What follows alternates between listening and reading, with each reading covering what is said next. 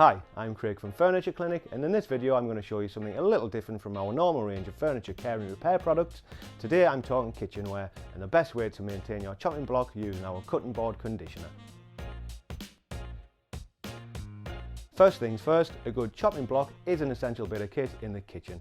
It's a tool which should be looked after and taken care of, and it will provide you with many years of service. But why would you do anything other than just clean your chopping board?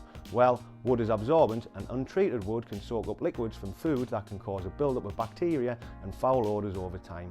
The wood can dry out and become brittle and be in danger of cracking. Therefore, regular maintenance is a must if you want to prolong the life of the wood.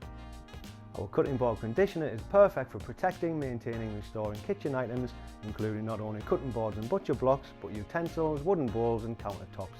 It's safe to use on all types of wood and bamboo.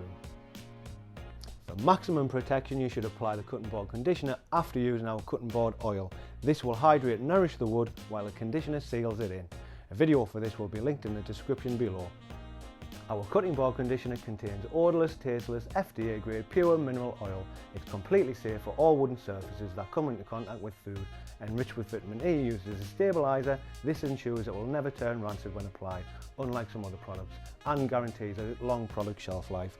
To use the product, simply apply to a cloth and rub into the wood in the direction of the grain, making sure to spread it evenly with the cloth. It can also help fill any minor knife marks in the chopping block, rejuvenating the appearance of the wood. Leave for 20 minutes and wipe off any excess conditioner and buff the wood to a nice sheen. The conditioner should be reapplied when the wood looks or feels dry.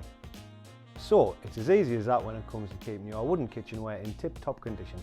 If you have any questions, please leave them in the comment section below. If you've enjoyed this video, hit the like button and don't forget to subscribe. See you next time.